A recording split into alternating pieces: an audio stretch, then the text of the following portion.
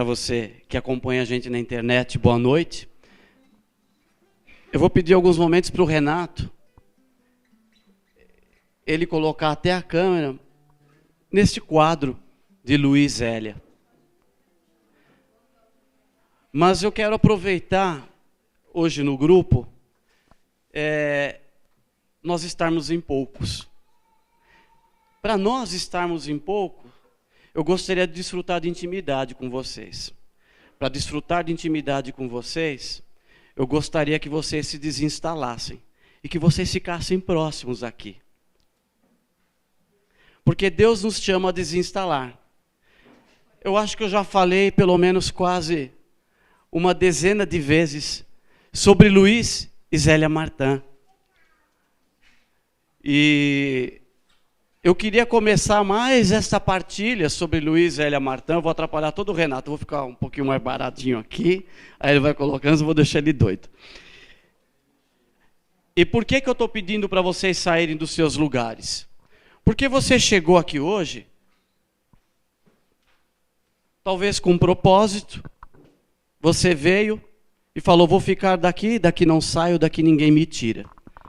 E por isso que eu peço em nome de Jesus que você se esforce para sair do teu lugar e vir para frente. Por quê? Mesmo que você mude um passo. Eu queria começar só com uma partilha de um versículo que no livro aqui do Frei Patrício, para falar um pouquinho o que foi essa vida de Luiz Hélia. Os meus projetos não são os vossos.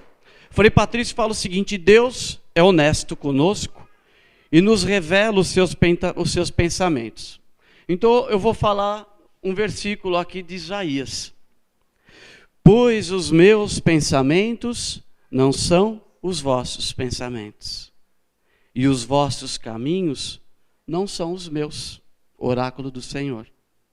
Pois tanto o céu está acima da terra, assim também estão os meus caminhos acima dos vossos, e os meus pensamentos distantes dos vossos. Vou repetir esse último pedaço. Pois quanto tanto o céu está acima da terra, assim estão os meus caminhos acima dos vossos, e os meus pensamentos distantes dos vossos. Luiz e Zélia Martin tinham planos. Eu acho que daqui, eu não sei quem está na internet, todos conhecem a história de Luiz Hélia. Em respeito àqueles que não ouviram, eu vou falar brevemente um pouquinho disso. Luiz Hélia nasceram na França, Alençon, filhos ambos de pais militares, a gente está falando do século XIX, eu não vou entrar em detalhe no ano. Ambos tinham as suas aspirações e os seus sonhos. Luiz queria ser padre. E, aliás, mais do que padre, ele queria ser monge, ele queria viver no monastério. E ele escolheu para isso um monastério chamado São Bernard, lá nos Alpes. E não foi aceito. Não sei se todos se lembram disso. Não foi aceito por um detalhe. Não sabia latim. E aí, como eu fazia os ofícios tudo em latim, mandaram ele de volta. E ele voltou extremamente frustrado. Por que eu estou falando isso? Eu vou já entrar em Zélia. Porque eu quero agora que você faça memória das suas frustrações. Das coisas que você muitas vezes desenhou. Talvez você viva hoje um negócio chamado assídia. Já ouviram falar disso? Assídia é uma doença espiritual. Né? Por quê? Porque a gente chega um momento da vida que a gente começa a contemplar. É mais ou menos como se eu subisse um ponto da montanha e eu olho lá para trás. E eu lembro que quando eu comecei a subir aquela montanha, eu queria chegar até o topo dela, talvez 10 quilos mais magro, bater o recorde de subida, queria ter conhecido o número exato de pessoas. Mas quando eu estava lá no início da minha vida, na juventude e na adolescência, eu tinha projetos. Eu pensava em talvez seguir determinada carreira, eu pensava em me casar com determinada idade, eu pensava em ter um número X de filhos, eu pensava em morar em determinado bairro. Mas eu cheguei a um momento da minha vida e eu olhei e falei, poxa vida, algumas coisas eu consegui até aqui, outras eu não consegui. Agora eu olho para frente. Quando eu olho para frente, eu começo a deslumbrar o seguinte, bem, agora eu tenho mais 1000 metros de montanha, ou agora eu tenho mais 20 anos de vida, ou agora eu tenho 60 anos, não posso mais ser mãe. Eu olho para frente e falo, bem, determinados sonhos eu não vou mais fazer. Eu vou ter de conviver com isso. Outras coisas talvez eu ainda consiga alcançar. Então, volto de novo ao início desse capítulo do livro. Os meus projetos não são os vossos projetos. Luiz e Elia Martin como nossos baluartes, e hoje eu quero focar justamente nesse aspecto da vida deles. Eles, como santos que, se Deus quiser, serão já canonizados no ano que vem, da igreja, viveram plenamente essa experiência de saber que alguns projetos Deus falou, este não é para você. Talvez hoje aqui, você que insiste tanto em vir aqui, nesse grupo de oração, você que insiste tanto e persevera tanto, apesar de tantos problemas, ficar online, acompanhando isso, esteja hoje convivendo com isso. Os meus projetos não são os vossos. Louis Martin voltou do monastério frustrado. Ele era um homem culto, ele falava alemão, ele falava o francês, era um homem que lia muito. Os clubes que ele frequentava, vamos falar assim, hoje, talvez na idade de um jovem, na juventude, estaria em roda de bar, em futebol. Louis Martin tinha clube de leitura que ele participava. As atividades, se a gente falar hoje, eram até enfadonhas. Coisa meio fora de moda, meio antiquada. Mas ele buscava aprofundar na fé, porque ele aspirava à vida religiosa. Ele teve de voltar, e ele se dedicou ao quê então? Bem, não posso ser monge, vou ser relojoeiro. E foi aprender a ser relojoeiro. Vamos um pouquinho para Zélia. Zélia, ela viveu na infância dela, na juventude, e teve toda uma história de se sentir mal amada até pela mãe, de relação com a mãe. Tinha uma irmã, mais velha que ela, que foi ser freira das visitandinas. E Zélia aspirava a mesma coisa, a vida religiosa, ser freira. Chegou Zélia, na idade, para fazer a entrevista com a superiora. A superiora, sem muita demora, falou, você não tem vocação. E mandou Zélia de volta para sua casa. Voltou feliz? Não. O que foi Zélia fazer? Vou aprender a fazer o ponto de Alençon. Quantas vezes você voltou com um não? Quantas vezes eu voltei com um não? Quantas vezes aquilo que você desenhou, de vida de fé, de vida de vocação, de vida profissional, de matrimônio, de relação conjugal, de ato conjugal, de história de sexualidade, de relação com os filhos, de relação com a sua empresa, de estar feliz no teu emprego, e você teve de conviver, olha, é isto o que eu vou ter de viver agora. Não estamos falando de jovens de 19 anos. Estamos falando de adultos já perto dos 30 anos de idade. E estamos falando de uma época que a expectativa de vida beirava menos de 60 anos, por aí. Tá bom? Então, vocês sabem que Luís era relojoeiro, que Zélia fazia o pão de Alençon. Os dois tinham uma característica em comum. Não desistiam da vida de fé. Não paravam no meio do caminho. E aí eu vou trazer a grande lição para mim. E que eu quero partilhar com vocês. É quando hoje pedir ao Espírito Santo o que falar novamente, o que explorar mais da vida desses dois. Por que explorar mais? Porque falar da vida dos nossos baluartes, eu não posso ficar 10 vezes falando a mesma biografia. É a mesma coisa que na vida comunitária, na Sagrada Família, nós hoje trazemos para a vida de fé o quê? Eu preciso entender agora o que é um carisma de resgate de família. Santa Teresinha, são mais de 40 anos, as pessoas estudando o que é o mistério teresiano, o que é espiritualidade teresiana. E eu não entendo disso, mas eu entendo de frustração. Porque quando a gente vive, a gente se frustra. Ou não?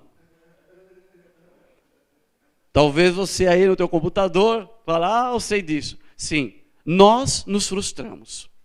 Porque nós criamos expectativas. Toda vez que eu crio expectativa de alguém, de algo, de pessoa, de lugar, normalmente a minha expectativa ela é mais alta do que aquilo que eu recebo de retorno. Às vezes num namoro, às vezes num casamento, às vezes num emprego novo, às vezes na vida comunitária. Vamos voltar para Luís e Zélia. De tudo isso, a mãe de Zélia, a mãe de Luís, preocupadíssima porque falou, meu filho já está passando dos 30, cada vez mais recluso, mais fechado, viaja, e Luís tinha por paixão a viagem, a peregrinação. Não era viagem para farra, ele ia para fazer a viagem. Se você analisar hoje, ele viajava para rezar. Porque ele se resignava, não, é isto. Não abria-se para ele o casamento. E a mãe falou, o que vai ser do meu filho? Nesse ponto, aconteceu o seguinte, Luís com a relojoaria e Zélia foi trabalhar com o Pão de Alençon, morar justamente, praticamente, em frente à casa de Luís Martin. E Zélia, vida de igreja, fazendo o Pão de Alençon, se tornando referência com o Pão de Alençon. Mas faltava uma resposta. Porque os projetos de Deus para eles não eram os deles. E talvez os projetos de Deus para você, Sandra, não são aqueles que você traçou. Então ainda falta uma resposta. Porque talvez você chega hoje aqui resignado. A nossa vida é dinâmica. Talvez você esteja aqui hoje com um sentimento de marasmo. Nada acontece na minha vida.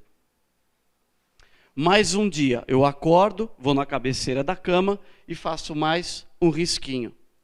Talvez você, meu irmão de comunidade, acorde num sábado e fala, mais um grupo de oração vazio e faço mais um risquinho. Mais um dia de formação e faço um risquinho. Mas um belo dia, alguém andava numa ponte. Outra pessoa andava numa ponte. E se cruzaram. Se cruzaram, trocaram o olhar. E a pessoa mais assanhada dessa história foi Zélia. Porque o Senhor colocou no coração dela que aquele era o escolhido. Mas Luís não está nem aí com isso. E ela começa a investigar sobre a vida dele E aí vocês conhecem a história. Se casam.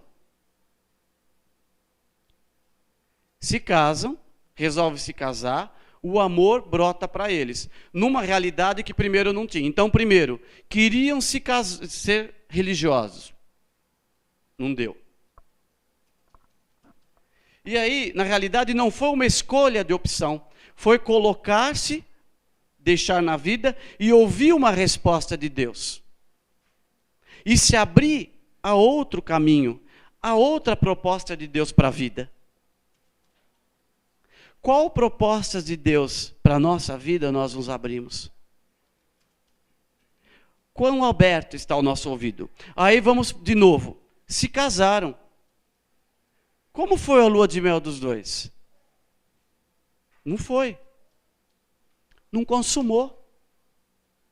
10 meses de vida matrimonial sem consumação de ato conjugal. Porque ainda, e Luiz principalmente tinha estudado na igreja, que era possível viver o matrimônio e viver a santidade, a castidade de um religioso. Era aquilo. Porque Zélia, naquele período, muitas vezes ainda ia visitar a irmã no convento e voltava chorando. E ela escreveu sobre isso. Porque ela sentia-se em casa lá no mosteiro com a irmã. E quando voltava com o marido, desconsolada. Desconsolada. E ainda coloca o seguinte, não, mas Luiz entendia isso, porque ele aspirava às mesmas coisas que eu. Mais uma vez, Deus veio falar para eles, os projetos de vocês não são os meus. E veio pela boca de um sacerdote. Não. Vocês têm de gerar filhos santos. E aí, consumam o matrimônio. Veio o primeiro filho, o padre se assustou quando viu Louis Martin com um bebê nos braços para trazer para batizar, porque nunca achou que aquilo ia acontecer. E Louis falou para ele, o Senhor há de me ver aqui ainda muitas vezes. Muitas vezes. Nós usamos a vida de santos para a gente falar, porque a gente precisa usar como modelo. Então, o que eu quero trazer agora para nós esse momento é este modelo de submissão ao plano de Deus para a nossa vida. Primeiro é hoje colocarmos diante de Jesus as nossas frustrações. Porque Luiz e Zélia tinham frustrações. E como que gente frustrada pode ser santo? Da mesma maneira que eu falo que você pode ser santo, que eu posso ser santo. Só que eles não pararam na frustração. Não pararam naquilo que desenharam. Não desanimaram. Não desanimar não significa não sentir desânimo. Significa não ceder ao sentimento de derrota. Não ceder ao sentimento de que vou parar. De que isto não é para mim. Faz memória enquanto a gente partilha sobre isso. Nas coisas que talvez você tenha trazido aqui, cozinhando dentro de você. Borbulhando. Ou nas coisas que muitas vezes, como eu já fiz, a gente enterra. A gente coloca lá embaixo. Faz memória disso. E aí eu vou caminhar para outra coisa.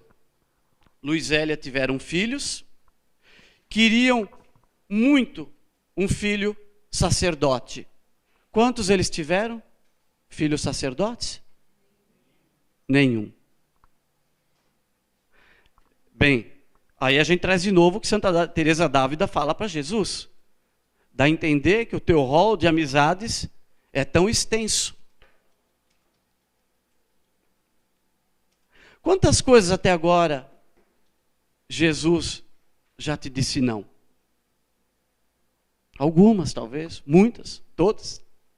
Tem sim. Mas por quê? Tudo acolhiam na oração e com alegria. Zélia tinha pressa de ter filho, porque ela era ansiosa da idade dela. Zélia tinha enxaqueca. Zélia tinha depressão. Tinha insônias. Mas Zélia não parou na vida de fé em função disso. Zélia era empresária. Mas Zélia não parava. Leiam as cartas que Zélia escrevia para a cunhada, né? Para o irmão. As cartas. Louvo a Deus por causa disso. Se não tivéssemos estas cartas, o que nós iríamos falar? Seriam santos anônimos. Mas quis Deus que sobrevivesse. Por quê?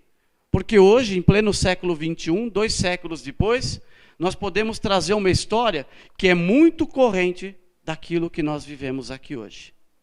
Vivemos como comunidade, vivemos como missão em São Paulo, e talvez você viva isto hoje na tua vida de fé. Muitas vezes, nós paramos outras áreas da nossa vida em função de planos e desejos nossos que não se realizam.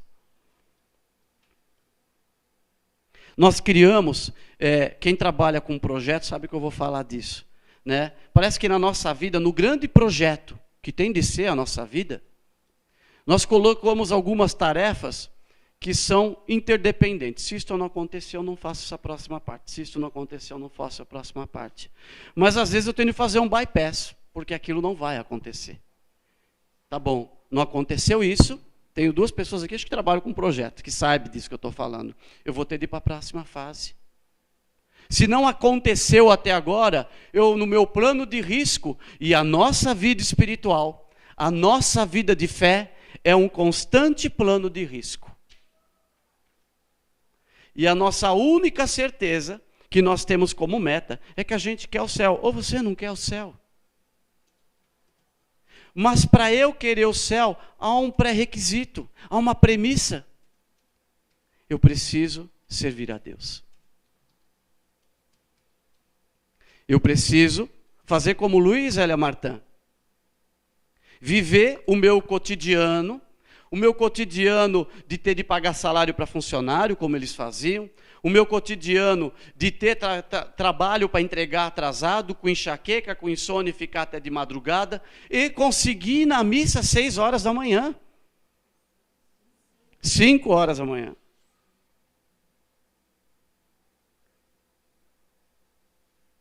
Mas eu paro. Eu preciso, hoje, sair daqui, de novo, mais uma vez, com calo na língua. Entendendo que nós precisamos olhar modelos de sucesso na vida espiritual e pedir a graça de Deus para seguir este caminho. Quem sobe o Everest, as primeiras pessoas que subiram foram criando trilhas e caminhos para subir o Everest. Hoje, quem sobe o Everest, apesar de toda a dificuldade, vai passando e sabe exatamente onde estão os acampamentos base, aonde estão as trilhas, o caminho que pode subir em determinada época do ano. Ela tem mais ou menos trilhado. Ela vai ter avalanche, ela vai ter hipoxia por falta de oxigênio, ela vai passar frio, vai ter gangrena, vai quebrar braço, quebrar perna, mas ela sabe o caminho que vai trilhar. E ela não desvia desse caminho, porque teve gente que morreu para chegar lá em cima. Mas é incrível, eu olho no mundo secular tanto modelo para isso, tanto livro de autoajuda, mas quando eu olho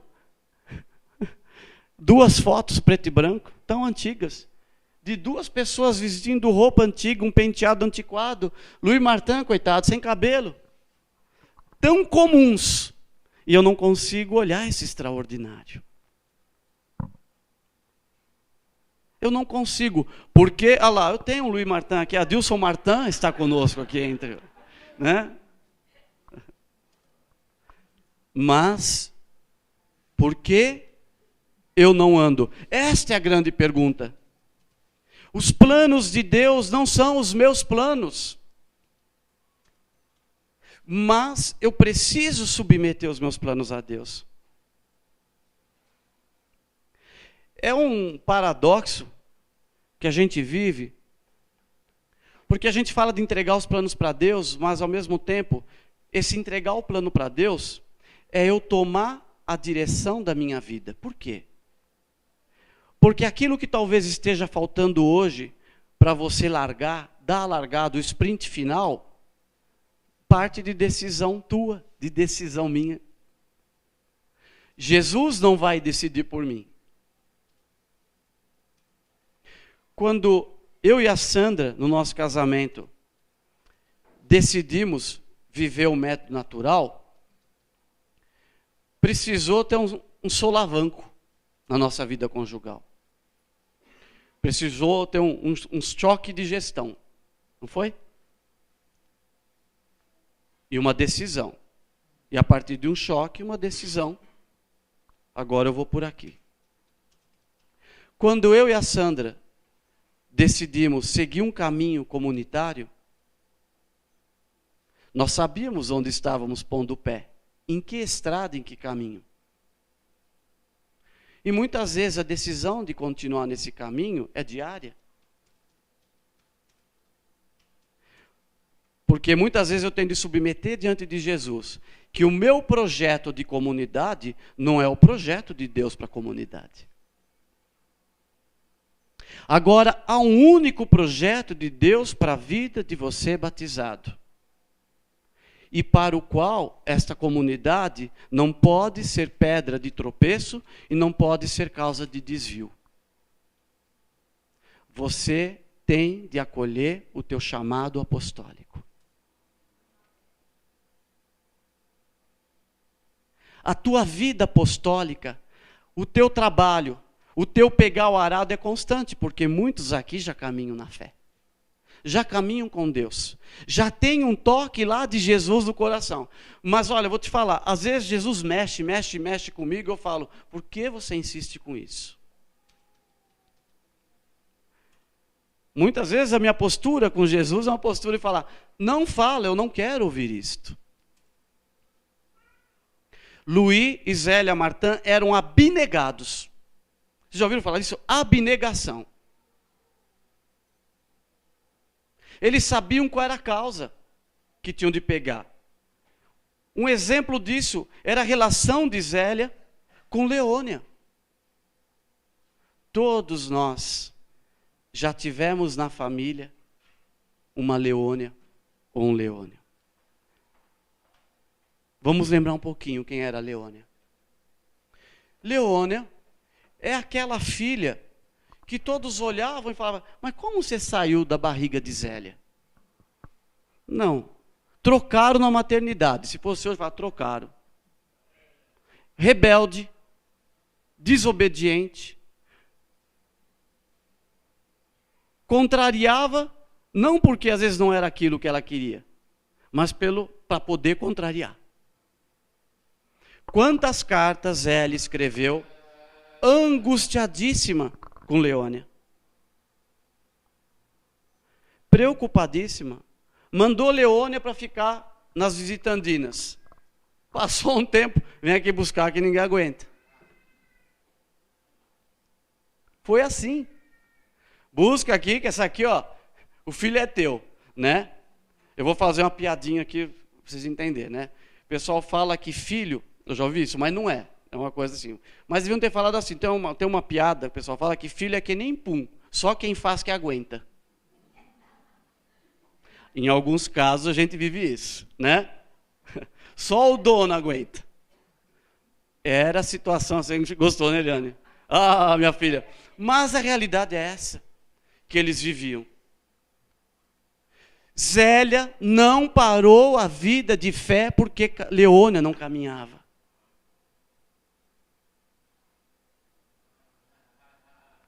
Às vezes a tua Leônia seja teu chefe. Eu sou o gestor. Às vezes eu sou um leônio para alguns dos meus. Mas muitos param por isso. Zélia não desistia. Falava, rezava, intercedia pela filha. Mais para frente, se descobriu uma das causas da rebeldia de Leônia. Talvez seja, acho que um dos primeiros casos de maltrato e de bullying e de abuso registrado na história. Porque havia uma criada de Zélia que um dia pegaram maltratando Leônia. Completamente. Leônia obedecia mais à criada do que Zélia. E um dia, se eu não me engano foi Zélia, ouviu a criada. É o famoso assim, você é uma derrotada. É mais ou menos por aí a história. Faça o que eu estou mandando. Você é isso, você é aquilo. Você é ruim, você não presta. E aí que Zélia fez? Na hora, mandou a criada embora.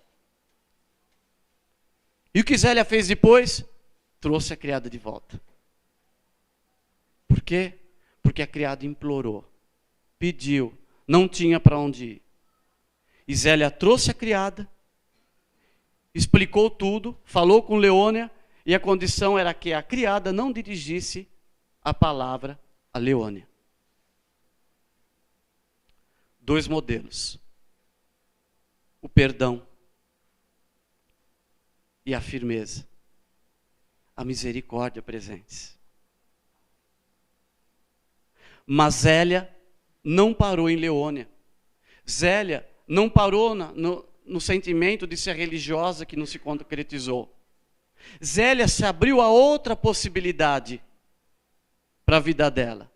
Aproveitando o que eu falava hoje num curso de noivos. A nossa vida, gente, é um grande chamado, uma grande oportunidade de empreendermos. Mas a gente parece que muitas vezes pega a nossa vida e nos comportamos como se trabalhássemos numa empresinha fundo de quintal, no subsolo, onde ficam os bolivianos sendo explorados. Trabalho semi-escravo. Nós limitamos demais aquilo que Deus nos chama na nossa vida. Nós achamos que coisas como que Zélia e Luí viveram não são para nós. Mas é para mim, é para você. Não há tempo. Mas toda hora eu paro no meu limite. Eu paro. E aí eu fico lá com minha tarefa de projeto, não executou isso, nada mais lá para frente não acontece. É decisão. É decisão. Decisão de pôr mão no arado. Decisão de pôr mão no arado. Talvez nós estejamos aqui esperando receber. Mas o Senhor esteja falando para você agora, não. Você tem de dar, porque tem gente precisando de você. Você já recebeu. Eu já soprei sobre você. Luís e Zélia entendiam isso perfeitamente. Porque eles são contemporâneos a nós. Eu falava disso no fórum. Eles são da nossa época. Zélia sofreu de câncer, morreu de câncer. Qual a doença de hoje da moda? Câncer. Zélia sofreu com depressão. Hoje até poodle tem depressão. Por que você se acha imune a esse tipo de coisa? E por que nós achamos que temos o direito de não fazer mais nada? Uma vez eu ouvi uma palestra que o padre falava o seguinte, né, com relação à aprovação, quando a gente encarava o sofrimento. Parece que a nossa reação é sempre essa aqui. Por que comigo? Por que só eu? E aí a pergunta que o Senhor devolve para nós. Por que não com você? Eu escolho outro, então me aponta. Aponta outro, Chica, para ficar doente como o João. Aponta outro pai de família para parar a vida na cama? Você escolheria outro? Se o Senhor aparecer agora e falar, não, escolhe outro, não vai ser com João. Não é isso que Jesus quer. Por que eu fui perder minha filha com câncer? Então o Senhor vai falar para mim, Mauro, escolhe outro. Por que a Sandra abortou? Mauro, escolhe outra, não vai ser para você.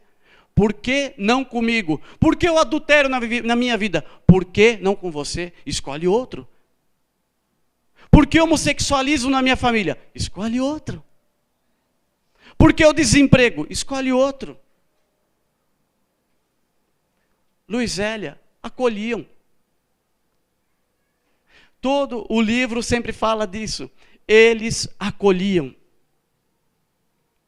Por que são baluartes? Porque são fortalezas para o nosso carisma. Por que são fortalezas? Porque a nossa família, ela tem de abraçar essa realidade.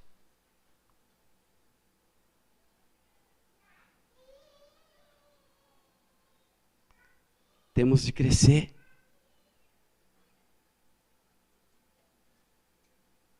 Não dá mais para eu vir aqui e falar a biografia de Luiz Zélia. Nós estamos agora no momento de mergulhar em pedaços da vida de Luiz Zélia. Você acha que só você teve irmão que era um torto, um pé no saco? Só você, só eu posso ter filhos difíceis de temperamento?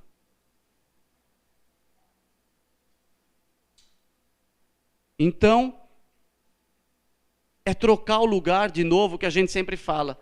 Muitas vezes, a minha relação com Deus é uma relação de escambo, de troca. Você me dá um aumento, eu te dou uma Ave Maria. Você me arruma um emprego, eu te faço uma noveninha. É mais ou menos por aí.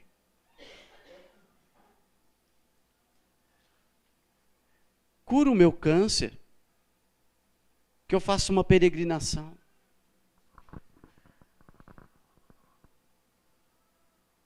O que vamos fazer das nossas provações, dos nossos projetos?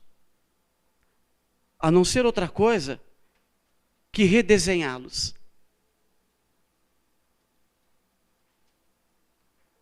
Quem trabalha com projeto, vou falar de novo para as senhoritas, né? Nós temos um negócio chamado plano de gestão de mudanças, não temos? Né? A única mudança que não podemos admitir na nossa vida espiritual é a nossa entrega da nossa vida para Deus. O resto tem um monte de caminho. Um monte de caminho. Luiz Zélia queria um filho sacerdote. Nem isso Deus deu. O único filho morreu. Foi para o céu antes. Eles poderiam até ansiar, como muitos pais ansiavam e anseiam ainda. Vou ter filho para cuidar de mim na velhice. Quantos ficaram? Ficou Celina, né? Paulina.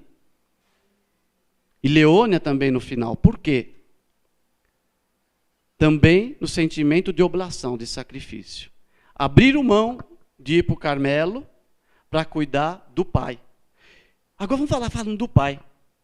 E Louis Martin? Amava aquela mulher loucamente. Para quem queria ser monge. Se abriu para outra realidade de vida e mergulhou profundamente naquele amor. Mergulhou profundamente no exercício de ser pai. E aí, Zélia se vai. Se você ler a vida dele, ele parou, ele ficou triste, ficou. Você acha que ele, se você olhar, você queria olhar o que? Não, ele cantava cantos de alegria, entendeu com alegria? Não.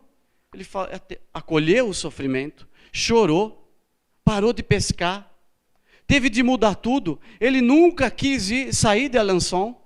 Lá em Alençon, ele tinha o pavilhão, ele tinha o canto dele, o lugar para ele orar, para ele rezar. E aí? Abandonou tudo para ir perto dos cunhados, para ajudar na criação das meninas. Renunciou àquilo que era plano. Os projetos de Deus não são os nossos.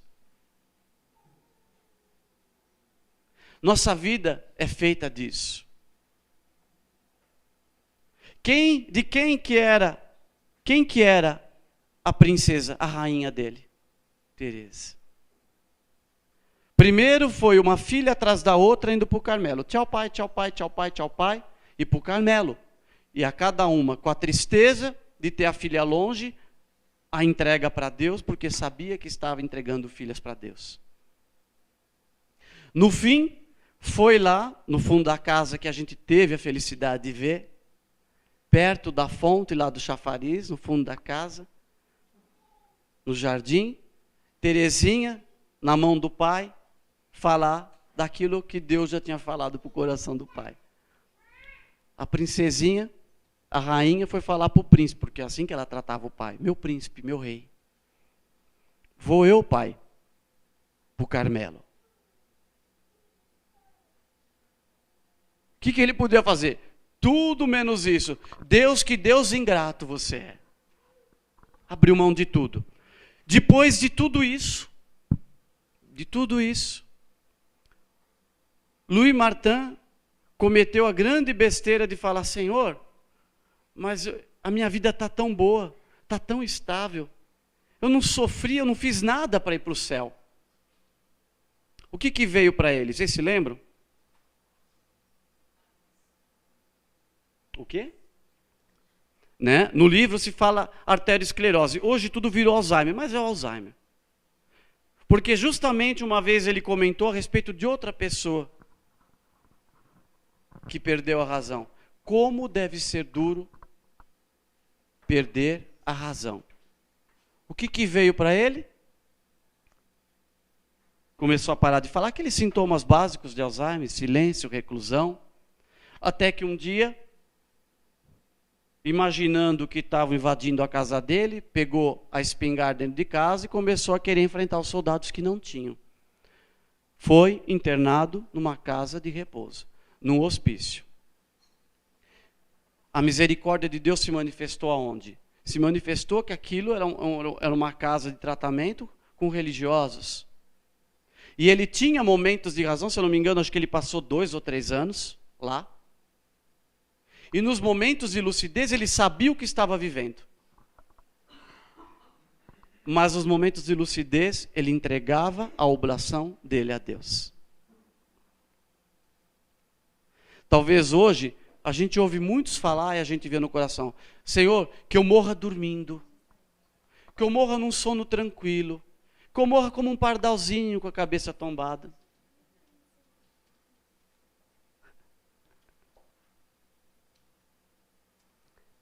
Talvez, muitas vezes, alguns aqui até façam aquele negócio, batam na madeira, quando não fala disso.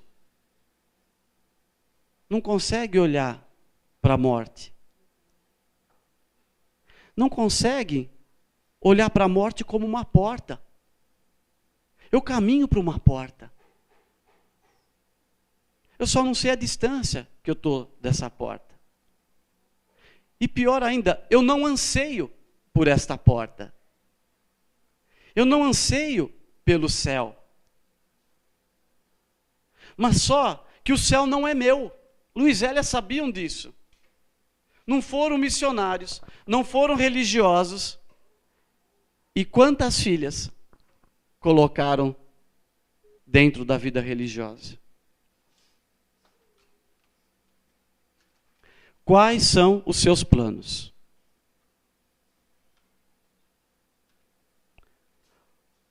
Os seus planos são os planos dos seus filhos? Que pena. Os seus planos são os planos dos seus pais? Quais são os nossos planos? Quais são os nossos projetos? Hoje, essa reflexão sobre Luiz e Hélia é para que a gente possa ter a graça de fazer hoje um plano de mudança no nosso projeto de vida. Nós precisamos desenhar. Eu e a Sandra, a gente tem vivido experiências muito bonitas com Deus. de poder estar escrevendo alguns projetos com Ele. De colocar diante dele e de ver respostas acontecerem, outras não acontecerem.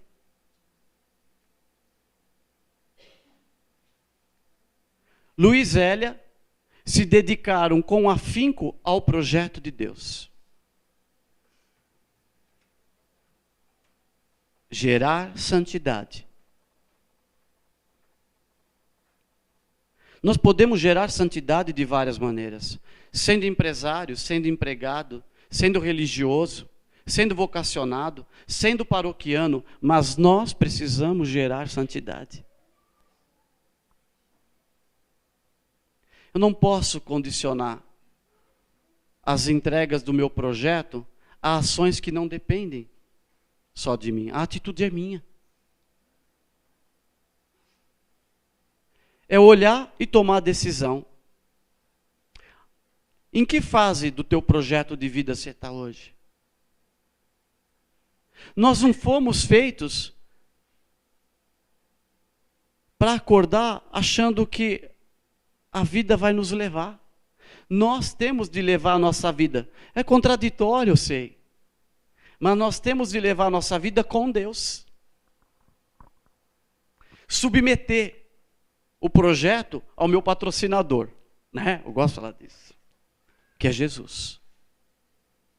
Porque aí eu sei que se alguma coisa não sai nesse caminho, é porque Ele está conduzindo a outro. Saber que eu vou correr risco de frustração, eu vou correr risco de decepção, eu vou correr risco de desanimar, mas eu não posso correr o risco de perder o céu. Não podemos falar de santidade sem falar de céu. No mundo secular, aqui eu poderia estar colocando Bill Gates, Steve Jobs. No plano secular, modelos de sucesso. Lê a biografia de Steve Jobs.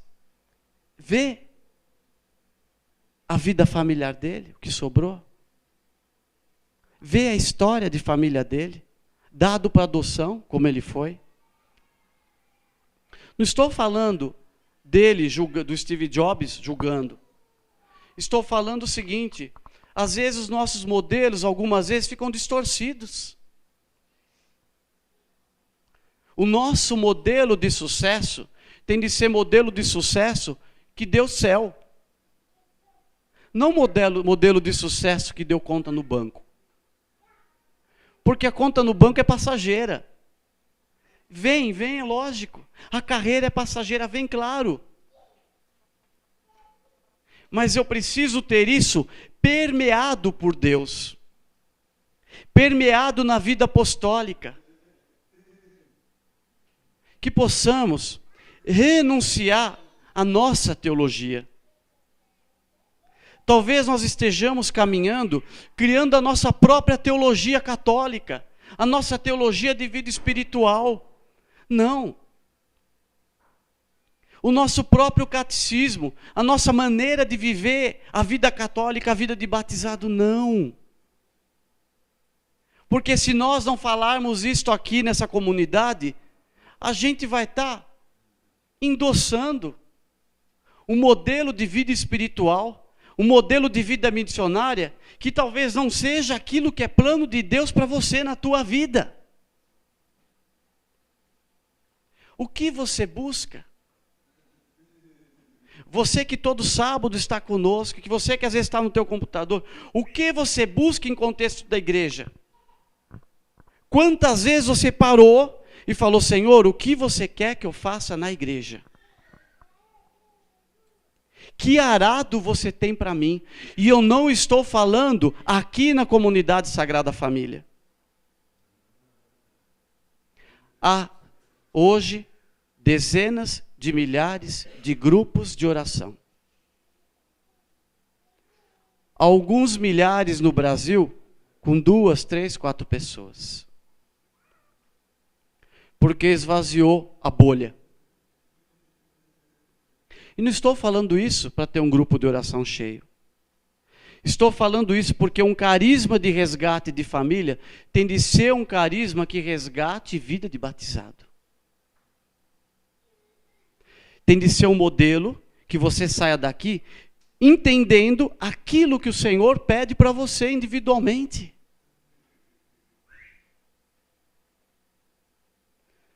Senão, se você ficar aqui vindo 10 anos, você vai viver ciclicamente oficinas de dons do Espírito Santo. Semana para falarmos dos baluartes. Oficinas de louvor. Chega de oficina. Todos que estão aqui não precisam de oficina mais, não. Vocês têm de pegar a estrada. Vamos sair da oficina. Vamos sair da oficina. Vocês não precisam mais de dublê para rezar por vocês. Vocês não precisam mais de dublê para levantar a mão de vocês. Vocês não precisam mais de dublê para ensinar o que é perdão. Nós precisamos constantemente dar o sim. Constantemente. Nós vamos trazer agora a relíquia de Luiz Hélia Martin. Não tem uma aqui. Tem duas. Não tem. Essa relíquia, ela não está no relicário. Vocês notaram que estamos sem ministros de Eucaristia hoje. Não importa. Em respeito até a quem nos acompanha online, Jesus Eucarístico está na capela. Então, o teu momento de adoração, nós procuramos depois, individualmente, diante de Jesus. Mas nós vamos fazer uma experiência próxima de Luiz Hélia. A relíquia é uma parte de algo que os santos ou tocaram, ou parte do corpo deles. Essa relíquia teve contato com o corpo deles. Não é mágica, não é mística. Então, eu vou pedir que nessa experiência, você faça o seguinte. Nós vamos fazer o seguinte. A Alessandra está aqui, mas eu vou pedir que depois, individualmente, cada um venha, pegue a relíquia nas mãos e peça, pela intercessão de Luiz Hélia, que o Senhor te dê a graça da perseverança, te dê a graça da determinação, de não parar na emoção. Uma vez ouvi algo que eu não me esqueci, principalmente para mim, que tenho muito de sanguíneo.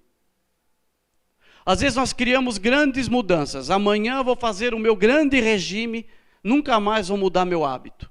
Vou começar a academia, nunca mais vou parar. Vou rezar um terço todo dia. Paro no primeiro dia. E aí, a medida da minha expectativa, daquilo que eu desenhei, é tão grande quanto a frustração que eu sinto porque eu não consigo realizar aquilo que eu me propus. Nesta simplicidade hoje desse grupo de oração, com essas relíquias, você não precisa prometer a Deus, vou vir todo sábado aqui no grupo de oração Sagrada Família. Você tem que pedir a graça a Deus de estar no mínimo todo domingo na missa. De tomar decisão dia a dia. Amanhã uma Ave Maria. São degraus. A nossa vida espiritual é uma escada. São degraus de ascese. Reate com Deus. Se você está muito tempo sem confessar, se programe para confessar. Se você está muito tempo sem fazer a sua oração pessoal, faça o simples. Acabou o grupo, vai junto de Jesus. Não se comprometa com o rosário se você hoje consegue dar uma Ave Maria. Você acha que Jesus está com uma calculadora? Não está. Mas creia pela fé que junto a essas relíquias há santos, um casal comum, Um casal que sofreu dor, dor de perder filhos, dor da enfermidade, dor da frustração, mas que hoje desfruta da glória de Deus. Eu creio nisso. E aí, você repete para você se você crê ou não. Você não vai pedir a eles a graça, você vai pedir a eles a intercessão. A graça é de Jesus. O passo é teu. Assim como o passo e a proposta de você sair do teu lugar foi teu. É teu. Faça quando você vier aqui a experiência que Jesus nos pede. Venha até mim, você que está cansado. Eu vou ser o alívio para você. Entrega a sua cruz para mim. E aí você vem, põe a mão sobre a relíquia. Fica algum momento. É teu. O Renato, ele vai colocar a câmera sobre a relíquia. Você que está na tua casa, você vai pedir essa graça. E crer que o nosso Deus é onipresente, onisciente, onipotente. Então, não há uma limitação de geografia, não há uma limitação de espaço, não há uma limitação de tempo. Se alguém assistir isso daqui 10 anos, pode beber da mesma graça. Mas que nós possamos pedir essa graça, eu peço isso para mim, de termos esta fé madura, essa fé firme, que não depende da música que toca ao fundo, não depende da oração que alguém está puxando na tua boca. É teu esse caminho. Quando todos vierem aqui, aí nós vamos fazer um momento de louvar, de agradecer a Deus, e a gente encerra o nosso grupo. Amém?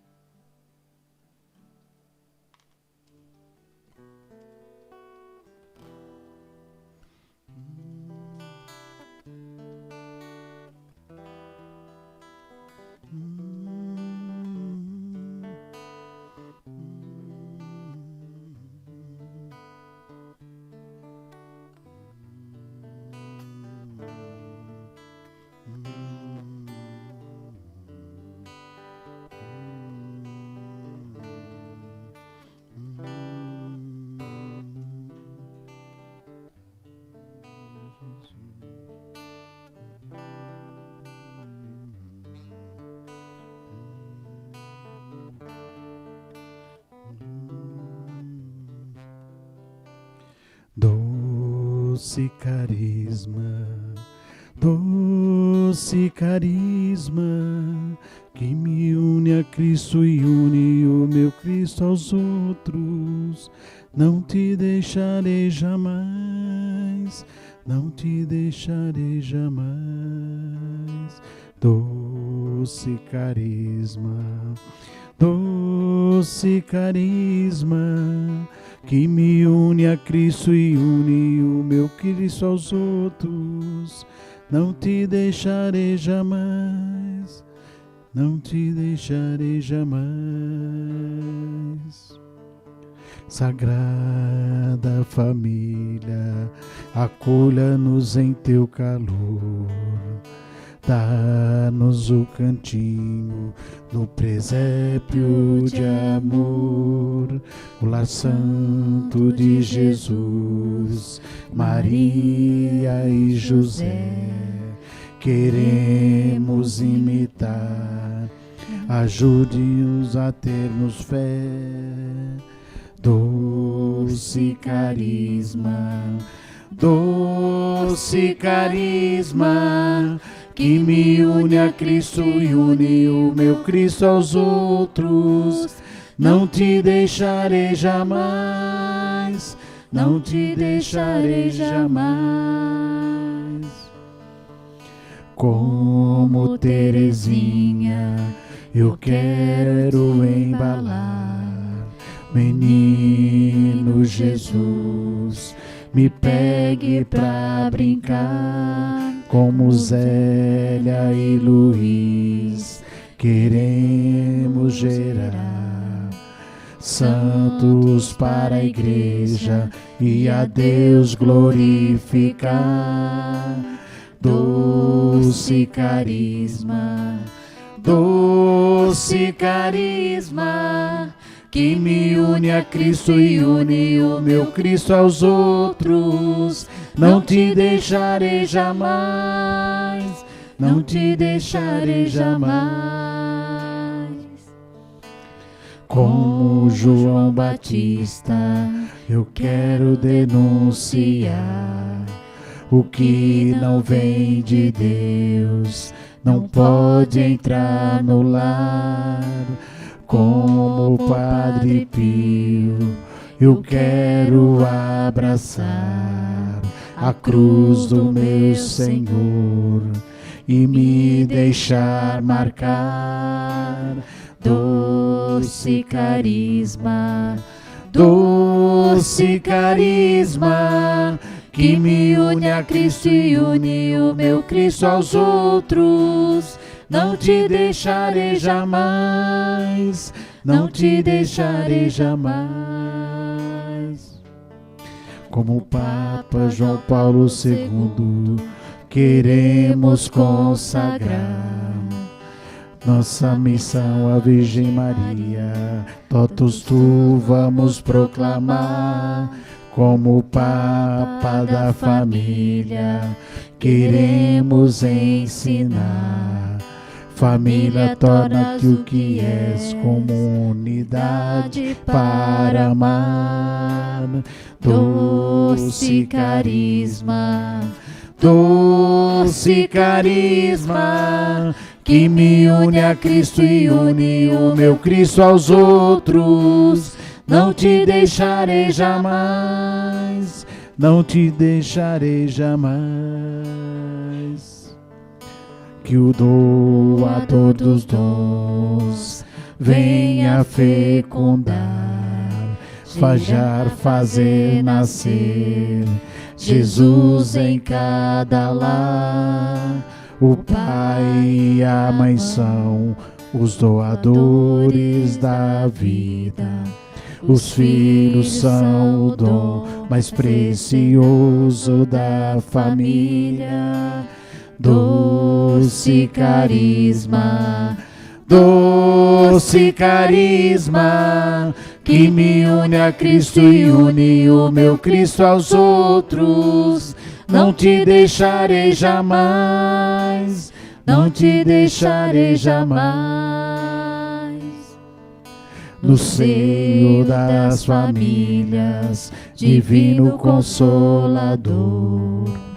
Venha construir a civilização do amor, Senhor, o teu amor dá forças na missão. Que o meu cansaço ajude a resgatar o irmão. Doce carisma, doce carisma, que me une a Cristo e une o meu Cristo aos outros. Não te deixarei jamais, não te deixarei jamais. Doce carisma, doce carisma, que me une a Cristo e une o meu Cristo aos outros. Não te deixarei jamais, não te deixarei jamais.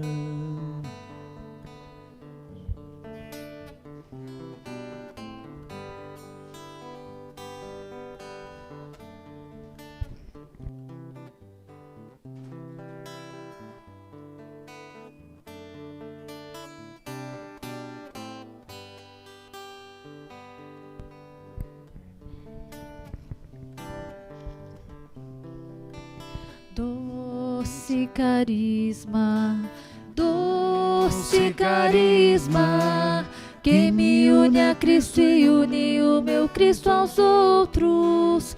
Não te deixarei jamais, não te deixarei jamais.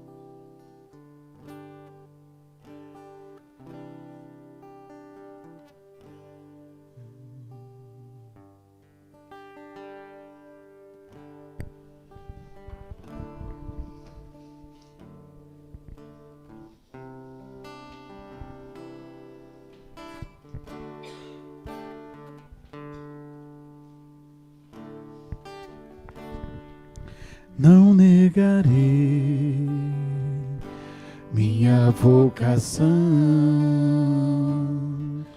tua voz calou fundo em mim, e hoje é o melhor dia para então eu me decidi. Não negarei, não negarei minha vocação. Tua voz calou fundo em mim, e hoje é o melhor dia para então eu me decidi. Meu Deus, a vida que eu tenho é só uma, e ela inteiramente vou te dar.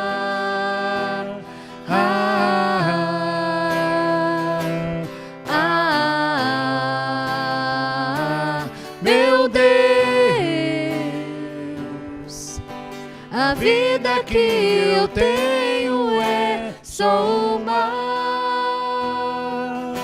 e ela inteiramente eu vou te dar.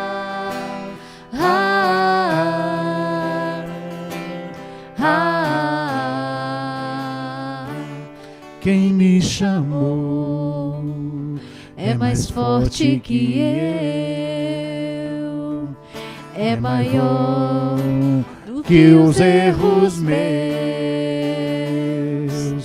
e nele encontro forças para eu ir até o fim, meu Deus. A vida que eu tenho é só uma, e ela inteiramente eu vou te dar.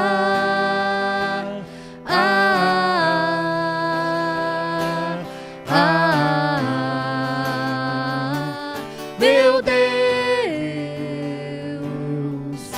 a vida que eu tenho é só uma, e ela inteiramente eu vou te dar.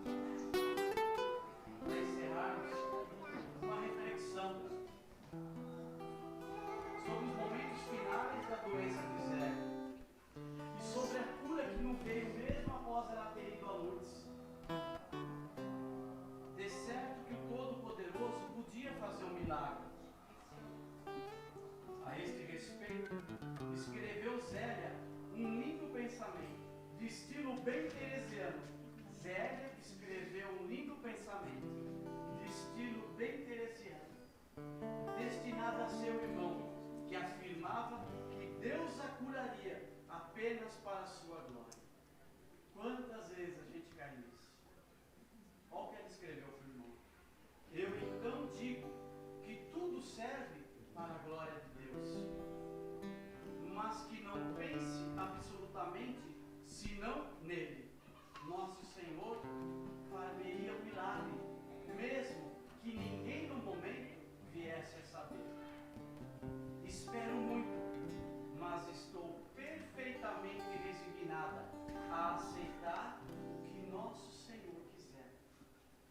modo, no caso de nada obter, a decepção será menor. Aqui nós estamos determinados a aceitar.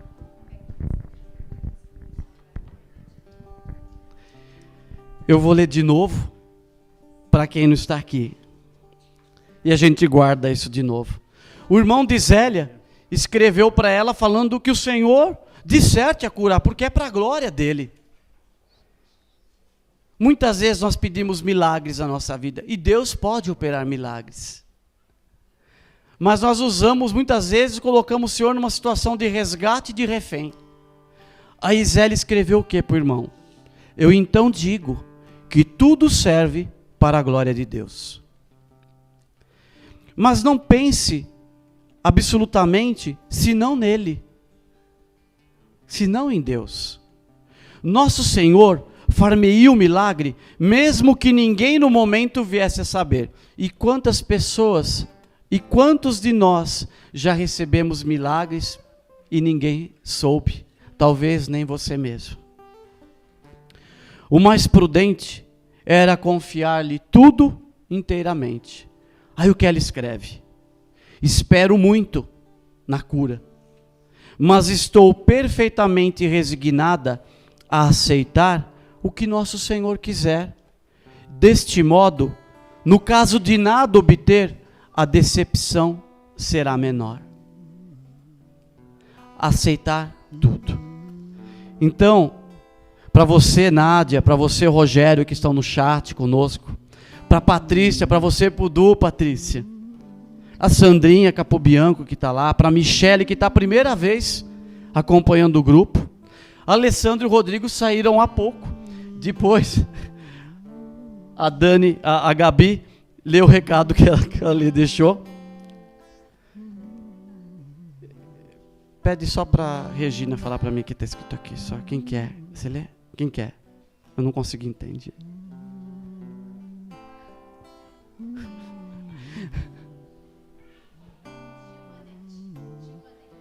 Givanete? Gilvanete, que também está acompanhando.